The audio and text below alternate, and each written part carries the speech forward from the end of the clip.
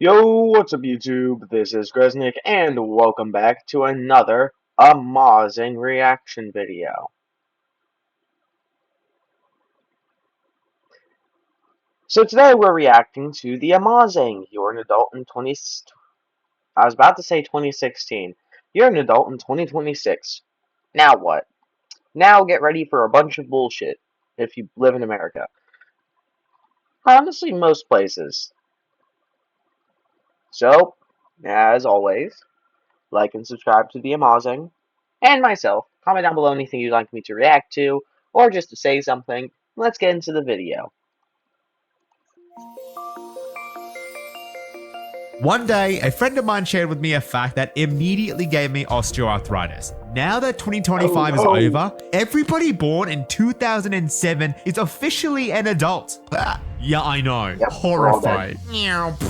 I have vivid memories of playing RuneScape with my friends like it was yesterday. And now you're telling me that the people who were born in 2007, like my brother, are functioning adults in society? I mean, No. they can barely drive. But the funny thing is, once I got over my shock, I started to get a bit worried about you guys. You are about to become an adult in the most chaotic time imaginable. In a world post-pandemic with human-engineered social media designed to ruin your life, and in the most unstable economy in recent history. How are you meant to tackle it head on? You don't. You don't. I'm just kidding. It's die. actually all about... Now, I don't necessarily think it's all doom and gloom, but doesn't it feel like the system is currently not as friendly to newcomers? And I know that this is anecdotal, but it's definitely what I've seen reflected in real life, in hospital, online, and most importantly, me.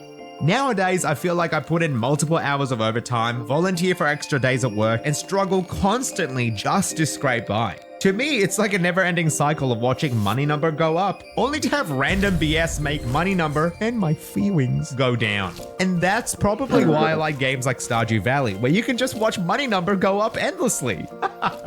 And then you have all these gaslighting us about how you don't actually have it harder and you need to work more. And back in my day, we needed to tape our legs to walk across the coal mines. Yeah. Okay, bro. Back then, all you needed to be successful was a Cuban cigar, casual racism, and a firm handshake. I like your spunk, kid. Now, I'm aware that the issues lie with massive system-wide faults that affect everybody. I really don't want to paint it like it's purely just a boomer versus zoomer thing. With that being said, what frustrates me is that those exact people who are older than us are in power here, and they're the ones who shape our current system. And instead of helping those that come after, they make things even harder by kicking the can down the road. I mean, why care about the future generation? I'm gonna die soon anyway, and I'd rather be buried with my money. Not to mention the fact that the older generations have the added buff of owning some financial reserve or property to coast them through, versus the majority of the newer adults who not only have the debuff of, not having that, but also have the biggest detriment to them in their pockets. Yeah, that's right. I'm talking about the...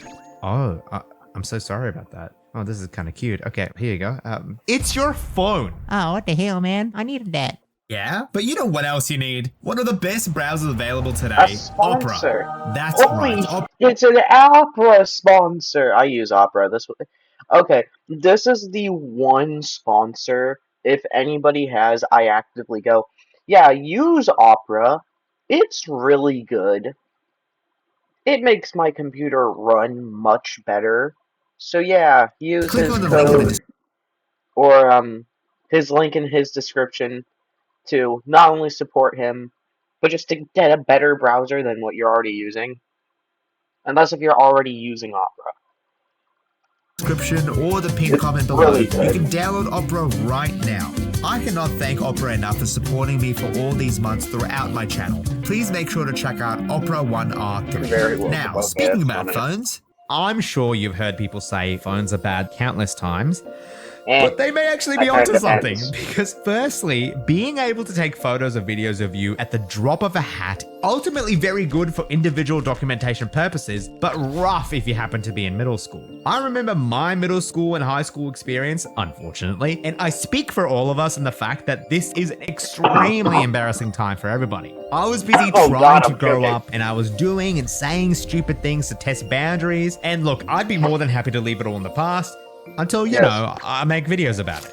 Not only as a way of learning what not to do, using my own childhood experience as an example, but I gotta make the number go up somehow. I mean, like, we talked about this. Nowadays, though, with the perpetual risk and fear of being recorded, I think it's actually made you less likely to be your authentic self, especially when you're in public or among your peers. I mean, if you're doing something even remotely embarrassing, crashing out, or cringe, it's now at risk of getting sent to everybody, let alone becoming viral on the internet and ruining your life. Then comes the natural next step, which is the grind to get views, like committing literal crimes for pranks, being performative, or rage baiting, which, can I just say, used to be called trolling. One Piece is trash. Don't even get me started on social media, because that calling it trolling. Man, I feel old. Oh, trolling. I never actually, I kind of forgot that that's what it used to be. I mean, it's technically still the same thing. That's where I've seen the most significant change. When I started YouTube, being online felt so much more innocent, trying to truly connect with one another. You know, social media. And I can say from my personal experience that almost all of my online friends that I've met were through random tweets, Discord servers, and animation memes. Nowadays, social media just feels so much more negative, and that's intentional. Each of these platforms are ultimately designed to keep you engaged for as long as possible. And the best way to do that is by getting you upset, angry, depressed, anxious, stressed. There's a reason why rage bait or controversial drama content with negative thumbnails and titles or straight up misinformation is so rampant, because it works. And then there's the monetary incentive for the regular Joe Schmo to do it, with hateful tweets or drama channels focused purely on controversies which contribute nothing positive or thoughtful into the world, earning more than regular workers simply by rage baiting successfully. K-pop Demon Hunter sucks because it's woke. Oh, you've got to be kidding me. There are some of you that are under the illusion that you can beat social media, or that social media doesn't affect me that much. But it can, more than you even consciously realize. These are systems built by hundreds of the smartest engineers that money can hire, all designed to trap you in their awful cesspit of a platform. And genuinely, do you think you can withstand that effect? You think you can go toe-to-toe with Jeff Bezos or Zuckerberg? That guy's a lizard. Or there are millions of data points that have already downloaded your exact behavioral patterns? I personally didn't grow up with social media, and it's something that I only got into in my teenage years. But despite that advantage, things have still become so automatic for me now. Like, there are legitimately moments where I'll be studying or working, and then I'll get distracted because my attention span is now so short, and then my smooth brain will crave dopamine, and without thinking, I've now got YouTube, Instagram, Twitter, or TikTok open, and it's suddenly 2 a.m. and I haven't blinked for hours. What happened? So you, growing up with all of this, yeah, I'm not surprised that all the research has demonstrated increasing ADHD, decreased attention span, increase in mental illness or dysmorphia, and for the first time in history, an average decline in IQ, even if we discount the flawed metric of what IQ stands for. And tangibly, I've started to see you change. With growing numbness to everything, desensitization to truly horrific events, radicalized views without a drop of nuance, and some of y'all don't even know it, because dissociation can lead to memory loss. No one mentions that one, and I think it applies to a lot more of you than you realize, especially when people are always trying to invoke anger. Hollow Knight's actually mid. Now, I can already imagine some of you watching this saying, but Mars, I don't have social media, so I don't think this would affect me. And my response to that would be, calling Hollow Knight mid hurts my soul. It's a good game. Man, sometimes people say something, and I'm the type of person where I can easily just, like, back down, or just not care. But then somebody says something like, Hollow Knight is actually mid, or Silksong is mid, and that's... No, you're entitled to your opinion, but your opinion sucks. Your opinion is wrong. wait, How really? dare You don't have that any social media opinion? in 2026? That's actually impressive. Yeah, good for you. Oh my god, that me a year ago. I don't have much besides this. It's this, and I have an Instagram. That's it. Don't got anything else. That's my entire social media, and I barely use Instagram. It's mostly just YouTube. You, man. But you know what else you don't have? A house. As a Yeah. relatively young adult myself, I've been trying to dip my toes in and see that maybe Mars can try to get his own house.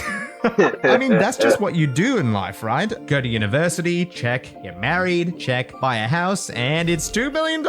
That's awesome. That's Buy great. a house, no. I had a visceral moment where I looked at that property's purchase history, and it was bought for like $100,000 only 15 years ago. And now you're looking at me dead in the eyes and trying to say that it's worth 20 times the price? I'm a doctor and a YouTuber, and I can't afford this shit. The boomers That's were right. insane. I should have been working harder and investing in real estate when I was 13. Oh, amateur hour. Stupid.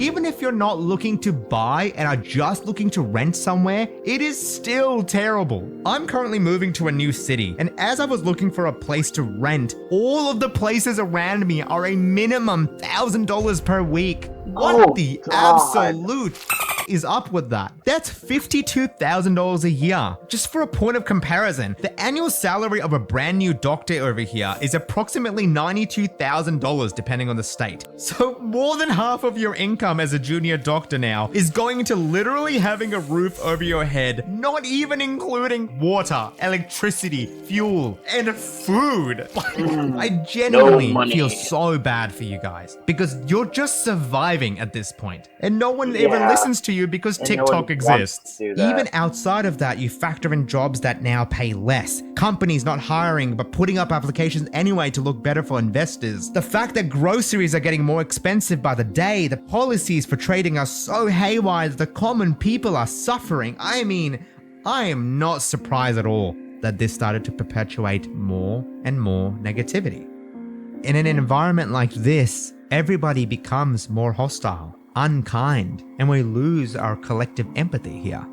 Of course, it's all worrying, and I can definitely understand how you can start to feel hopeless.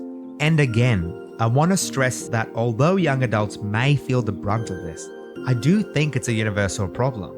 Everybody is feeling the strain from multiple different directions, and I'm sure if you were to talk to your parents, they're probably going through the same hardships as well. All the while, the top 1% continue to profit from us all pointing a finger and getting angry at each other. And honestly, despite trying to provide an impartial view about this, I think it's starting to affect me a lot more than I let myself feel. It's difficult for me to write about topics like these because I'm almost always enthusiastic, optimistic to a fault, wearing my heart on my sleeve and my knife in my back, and as an extension of that, I like creating content that carries that same feeling, trying to spread good into the world. However, things are getting to a point that even for me personally, I no longer feel as certain about where my life is going to go. Things don't feel as secure or safe as they once did, and I certainly don't feel like I have a semblance of control in my own future. And with all of those thoughts swirling in my head, I thought it'd be more inauthentic if I didn't at least acknowledge these feelings with you. It's been pretty tough, and it kind of makes me wish that we were back in 2007, playing RuneScape, despite that now being 18 years ago. At least 2007 was financially secure. Wait, what is that? These emotions that I, and that some of you feel, are entirely 100% valid. There are far too many statistics to show that it's not just in our head, and that there is a direct correlation as to why people are suffering financially and mentally now more so than 18 years ago. And I'm advocating for how important it is to acknowledge that, yeah, things are sucky right now. And I also think it's equally as important to at least try and keep your head above water. Be able to figure out a solution to make things work, to avoid letting the world win. From my perspective, and I'm going to be honest here, there were a few concepts that I was taught in medical school that I initially laughed at. Things like mindfulness, getting good sleep, and exercise. I remember them being so gung-ho about this that there were multiple lessons where we had to sit in a circle with other people, meditate, and we all fell asleep because we were tired medical students, and then slowly eat a raisin to feel the texture and be present in the world, like Ratatouille, like genuinely like Ratatouille. But what's fascinating about it is that it's those exact concepts that I keep seeing in literature and research over and over as ways that can help mentally, as ways to help cope throughout this entire system. Being able to center yourself, take some time to relax, and sleeping enough to allow your brain and body to repair itself are super strong, scientifically backed ways to be content in life.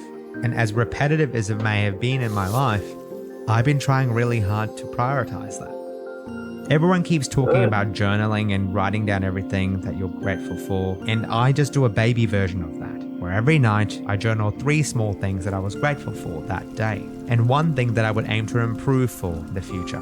Being a creative guy, I also draw a smiley face to represent how I was feeling that day. Sleep has always been an obstacle in my life, and genuinely I got an award in medical school saying the most likely to fall asleep. So hear me out when I say that I've been really strict about maintaining sleep along with everything else, and the changes that I've seen are already immense. It's made my own optimism 10 times more potent, even when I'm having a really awful day. Because I've now made it a habit to find the most positive and grateful moments, I find it easier to weather the storm a bit. I find that negative news and drama don't affect me as much as they used to. It's maybe even gotten to a point where it's a bit too much. Like, I'll be rounding with my team of junior doctors, and out of nowhere, I'll just say out loud, "Aren't we all lucky that we're safe and healthy and we get to do this for our jobs?" They can't say anything because I'm their senior doctor. They love it. These are just some of the ways that I personally have been able to cope with what's going on. I am aware that things are much more complex. Things are not just going to be solved by going to therapy, sleeping more, eating better. I get that. But I do believe we just need ways of trying to break through this monotony and the current climate and try to make this world work for you. There are countless displays of millennials and Gen Z rising up and advocating so fiercely for what you believe in. And I think this is a signal showing how unhappy people are with their perceived loss of control over their own life. There is true momentum to be had when we all go out and change it. I'm sure I'm preaching to the choir here, and I hope this is not controversial to say, but it is in our best interest to be active in our local politics and vote. Large-scale, small-scale elections, all of it is important because that is how we instill change. Because slowly but surely, I'm sure we'll see things change for the better for all of us. Things are admittedly a bit bleak. And yes, we don't know how things will look in the coming months or years, but I don't think this changes what has to happen. Because I think ultimately, with how unstable things are, the base priority about trying to find work, retain your job, grinding to survive in the current system doesn't really change. All you can do for now is hang on and remain hopeful for the future. You might be watching this and think, he should get a reality check. Or, wow, this guy is super unrealistic. And yeah, maybe I am. I know I'm probably being naively optimistic. But my counter is, you have to be. You have to be. Like, the world currently makes it so easy to be cynical, judgmental, and negative, hating on your fellow peers. And I refuse to fall into that because I truly, genuinely believe that we can come out of this together. With 2026 coming around, half a decade since COVID happened, it's a fresh year, and I know that I'll be trying my best to survive. And I sincerely hope that it all works out for you as well. Happy New Year, everyone, even if it is a bit late, and good luck out there. Yeah. I'll be right there with you, just making videos about how I'm actually feeling, silly concepts that I have, and videos of my friends. Thank you so much, everyone, for all of your support. Man, you don't make me sad like that. It's rather, man, good video, a good message. As always, TheAMaazing always never fails to impress. Well, good video. I enjoyed this one. It's very chill. Good. Okay, I feel like I was going to say something else, but never mind. I'm just going to immediately go on to, well, if you like this video, like and subscribe to TheAMaazing and myself. Comment down below anything you want me to react to, how you're feeling, or just whatever. And I will see you next time. Goodbye.